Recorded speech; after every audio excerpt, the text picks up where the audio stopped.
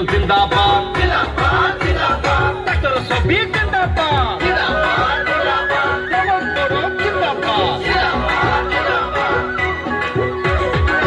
নাঙলৰ দিন বোৰে মুকলি গল ট্ৰেক্টৰ আহিবলে হল চবৰে মুখতে এটাই কথা